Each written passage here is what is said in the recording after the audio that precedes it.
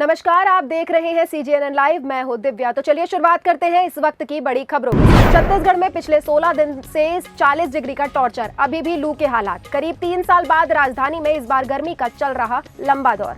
पिछले 16 दिन से अधिकतम तापमान 40 डिग्री से नहीं हुआ है कम।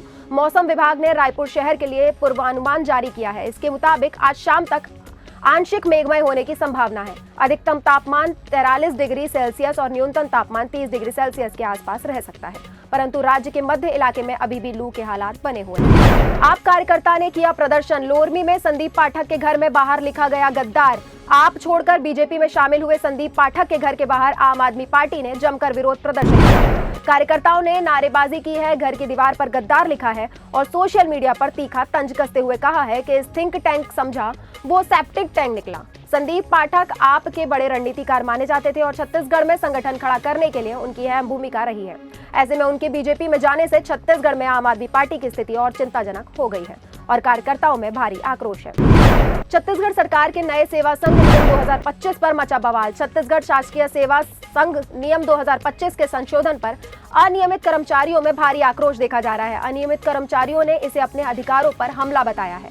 वहीं फेडरेशन का आरोप है कि यह संशोधन लाखों संविदा आउटसोर्सर्स और दैनिक वेतन भोगी कर्मचारियों की आवाज दबाने की कोशिश है। प्रदेश अध्यक्ष गोपाल साहू ने मुख्यमंत्री से नियम वापस लेने और पुनर्विचार की मांग की है। पूर्व मंत्री के बेटे ने की आत्महत्या। जी हां, रायपुर के मोवा इलाके में पूर्व मंत्री धनीराम साहू के बेटे जय साहू ने अपने घर में फांसी लगाकर आत्महत्या कर ली है।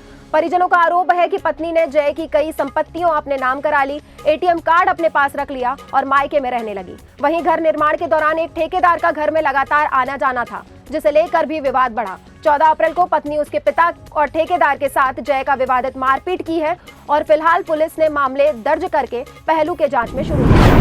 सांसद भोजराज नाग को मिली बड़ी राहत। बता दें कि लोकसभा चुनाव 2024 में कांकेर सीट पर EVM में गड़बड़ी के आरोप लगाकर सांसद भोजराज नाग के चुनाव को चुनौती दी गई थी।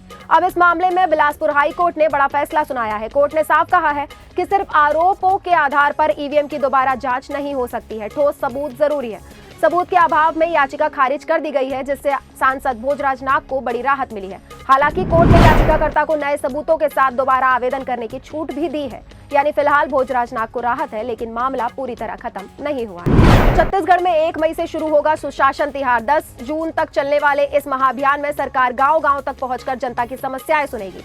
सीमांकन, नामांतरण, बंटवारा, मनरेगा, बिजली और पानी जैसे लंबित मामलों का होगा त्वरित समाधान। 15 से 20 गांवों के क्लस्टर में समाधान शिविर लगाए जाएंगे। वहीं खास बात, मुख्यमंत्री विष्णुदेव साय खुद गांवों में पहुंचकर व्यवस्थाओं का जायजा लेंगे। अब सरकार आपके द्वारा सीधा संवाद, तुरंत समाधान। जनगणना ड्यूटी से बचने अफसर कर्मचारियों की कलेक्टर से गुहार। जी हां, 1 मई से 30 मई तक घर घर मकान गणना का अभियान शुरू होने वाला है, लेकिन इससे पहले कलेक्टरों के पास रोज छुट्टी की अर्जी पहुंच रही है।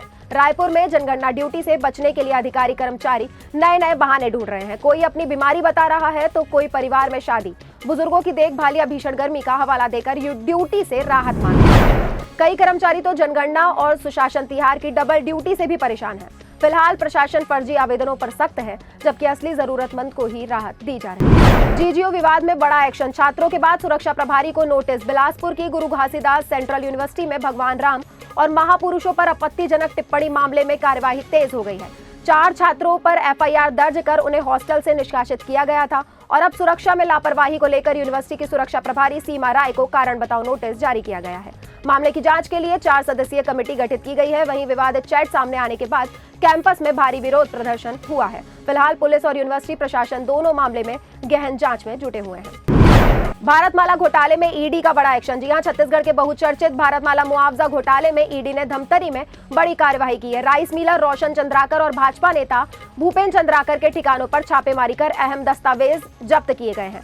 जांच में 500 करोड़ रुपए से ज्यादा के मुआवजे घोटाले का खुलासा हुआ है, जिसमें कृषि भूमि को फर्जी तरीके से गैर कृषि दिखाकर करोड़ों का मुआवजा लिया गया है। इस मामले में कई अधिकारी और जमीन दलाल पहले से गिरफ्तार है।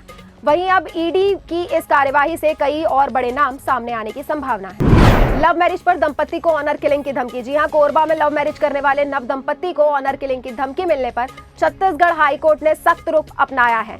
कोर्ट ने कोरबा SP को दंपति को तत्काल सुरक्षा देने के निर्देश दिए हैं। साथ ही परिजनों को उनके वैवाहिक जीवन में किसी भी तरह का हस्तक्षेप न करने की चेतावनी दी है। हाई कोर्ट ने कहा है कि 2 बालिकों को अपनी पसंद से शादी करने का पूरा संवैधानिक अधिकार है। यानी प्यार प्रहरा नहीं, संविधान का साया। छत्तीसगढ़ की हर बड़ी खबर पर हमारी है पैनी नजर। फिर होगी मुलाकात नई खबरों के साथ। तब तक बने रहे CGNN लाइव के साथ। धन्यवाद।